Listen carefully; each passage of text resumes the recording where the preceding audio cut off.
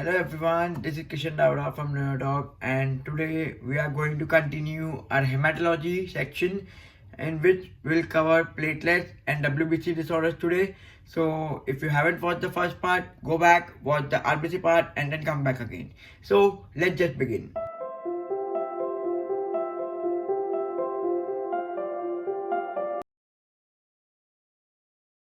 So the first topic given in the platelet disorder is the coagulation disorders, and here what they have given is about the PT and PTT.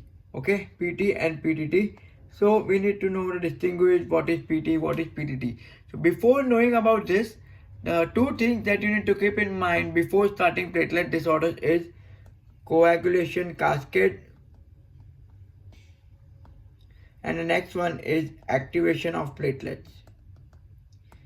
Okay, so these are the two things that you need to keep in mind while you are studying the platelet disorders. What is activation of platelets? Aggregation, injury, activation of GP1B, then you have one relevant factor coming into play. Each and everything you need to be aware about. Okay, so these two are the major things that you need to start and that you need to do before you start the platelet disorders. Okay, so here they have given about the test, the diagnosis test, that is PT, PTT. So let's just see what it is. PT is the function of common and extrinsic pathway. Extrinsic and intrinsic pathway. There are two types of pathway. You will get to know once you revise the coagulation cascade. So these are the factors, defect, increase in PT. Okay, if there is an extrinsic pathway disorder, then the PT will be increased. And here we have play tennis outside. Play tennis outside. PT outside. PT extrinsic pathway. So this is a mnemonic for you. Coming down to PTT, test the function of common and intrinsic pathway. So if there is a different problem in the factors of intrinsic pathway, then you have PTT. Okay, play table tennis inside. PTT, table tennis inside intrinsic pathway. So this is how you can distinguish. Moving down to the first category of our disorders, that is hemophilia. So there are three types of hemophilia A, B, C. Based on the factors, you will be able to determine whether it is 8, 9, 11 or A, B, C. Okay. You need to remember this lab value. That is PT will be increased in what? PTT will be increased in what? Okay. See, platelet disorders, the entire diagnosis, the entire concept, it depends on just the coagulation cascade and that aggregation activation pathway. If you master that, platelet disorder is just a cup of tea. Okay, you can say just a cakewalk. Very easy part of hematology. You don't have to remember much. You just have to remember the two core pathways, and based on that your diagnosis will be easily made. Okay, so let's just see what we have in hemophilia. The PT will be normal, PTT will be increased because 8, 9 and 11, they are the part of intrinsic pathway. Second, coming to the vitamin K deficiency, both PT and PTT will be increased because vitamin K pathway will be involved in the common pathway. So both of them will be involved over here. So let's just see what they have given in hemophilia A. Hemorrhage in hemophilia, hematorosis, bleeding joints, knee, easy bruising, bleeding after trauma or surgery. Then treatment will be desmopressin. See how the case will be presented to you. A small child. Okay, a small child, easy bruising. Small child, easy bruising, but along with this, they will give you genetic factors. Okay, for example, the son's father also had the same problem, grandfather also had the same problem. If the case is autosomal recessive or X-linked recessive. Okay, X-linked recessive, so males will be having the more problem. Something like that will be given in the question. That will be easy to identify whether it is hemophilia or not. Okay, and the most common is hematorosis.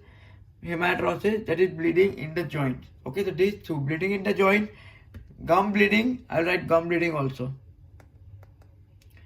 Bleeding in the joints, gum bleeding, and early bruise, easy bruises. These three are the characters that will be easily given. Second is vitamin K deficiency. In this, it is a general defect. Bleeding time will be normal. Decrease in activity of factors, protein, CNS. So this is all you will get to know once you master the coagulation cascade.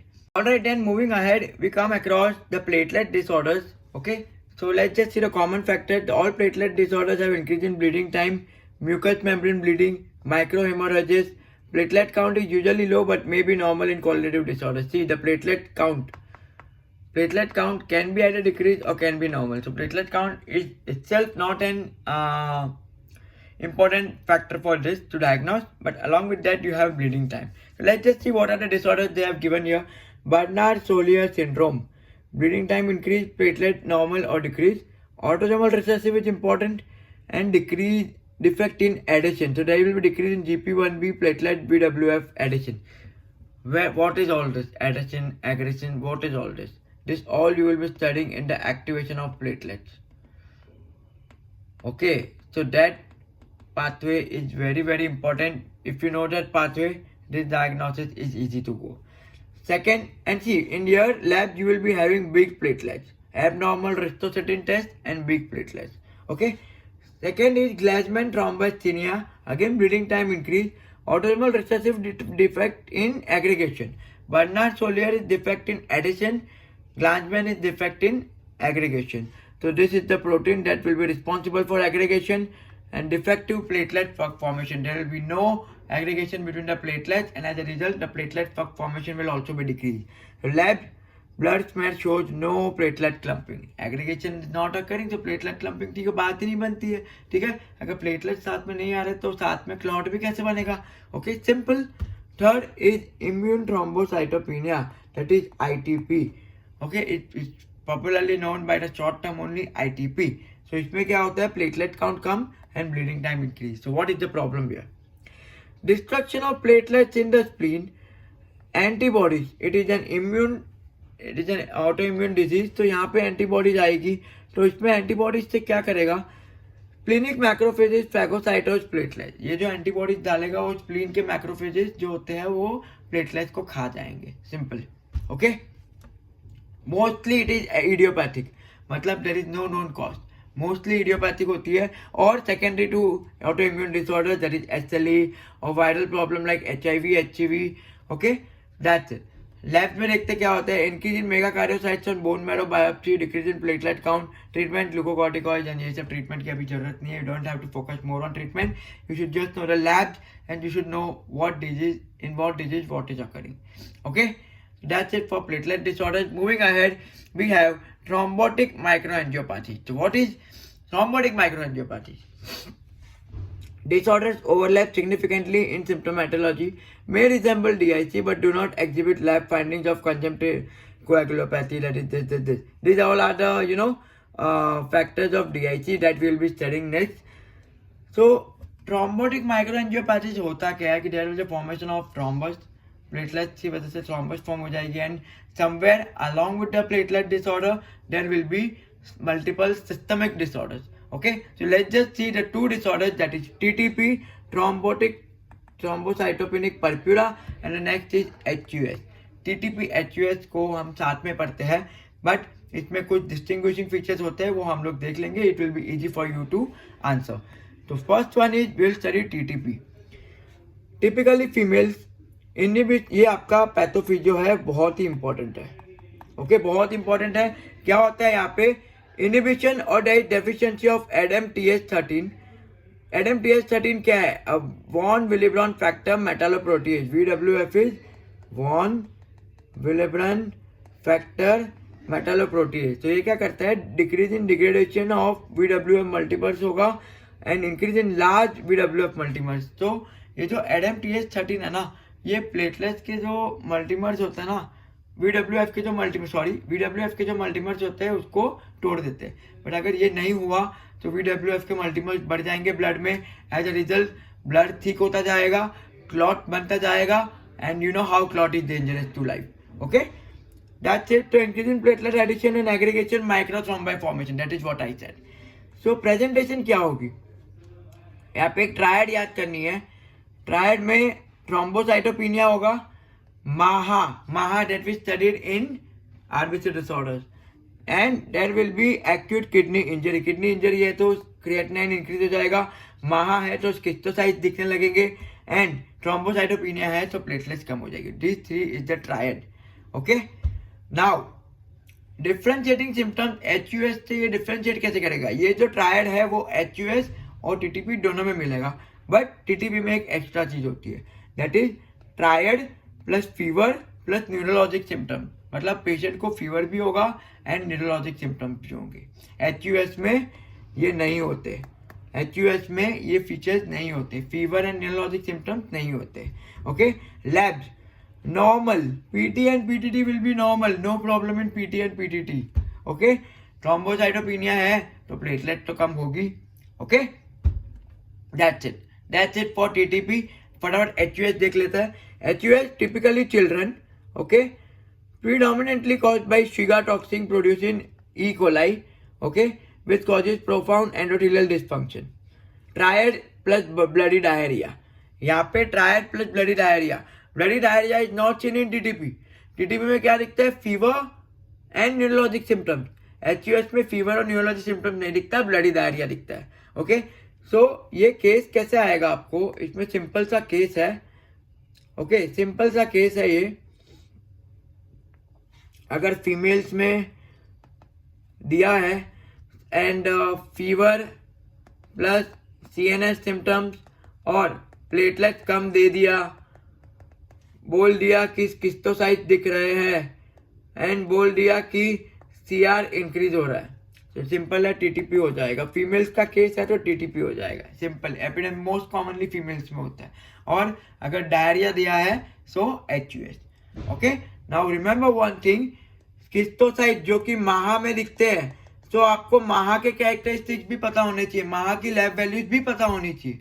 Okay, so they will confuse you, आपको माहा का भी characteristic पता होना चाहिए। Okay, with this we are done with TTP and HUS. Alright, moving ahead, we have mixed platelets and coagulation disorders. इसमें आपके दो है, VWF and DIC. Okay, VWF and DIC में अक्सर आपको डिफरेंशिएशन पूछे जाते हैं based on lab values. Okay, so based on lab values आप इजीली डिस्टिंग्विश कर सकते हो। ओके, PC किस में कम हो जाएगा, BT किस में इंक्रीज होगा, BT तो दोनों में इंक्रीज हो रहा है। Next is PT and PTT। Okay, so PT and PTT both will increase in DIC, whereas PT is normal in 1 millibron, PTT can be increased or normal in 1 millibron. Okay, so let's just see the notes what is given. यहाँ पे intrinsic pathway coagulation defect हो जाएगी, decrease in 1 Willebrand factor, increase in PTT कभी कभी होता है and it is associated factor 8, so intrinsic pathway defect होगी। Right, so we can say defect in platelet plug formation, decrease in 1 Willebrand, defect in platelet to VWF adhesion. So you can see one thing कि both the concepts are used here, not only the coagulation cascade but even the aggregation and activation pathway is used here. Okay, so both of that you need to be mastered in order to understand this.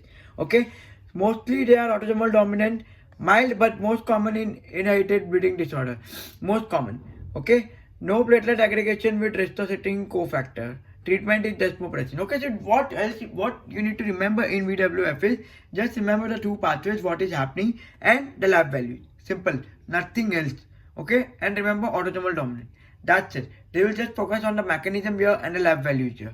Okay, moving on to DIC. DIC में lab values तो याद रखनी है, उसके साथ साथ you need to remember the causes. First let's check the causes. Causes में heat stroke, snake bite, sepsis, trauma, obstetric complication is the most common. The case will be given to you like there was a C-section done or some anything related to obstetrics, some complication were there, surgery was done and then that happened, the patient went in a coma or the patient died. So DIC is very fatal, it can lead even to death. Okay, obstetric complication पे common सवाल आता है. Then we have pancreatitis, malignancy, nephrotic syndrome, transfusion, and transfusion is the second most common. The first is obstetric, second is transfusion. Okay, so ये आपके causes हो गए DIC के. DIC में होता क्या है देख लेते हैं. Widespread clotting factor activation, thromboembolic state with excessive clotting factor consumption, increase in thrombosis, increase in hemorrhages, may be acute or chronic. Factor production can compensate for consumption. Okay, तो basically क्या हो रहा है कि सारे clotting factors activate हो रहे हैं और एक thromboembolic state पैदा कर रही है. Okay, that is what known as DIC, disseminated intravascular coagulation.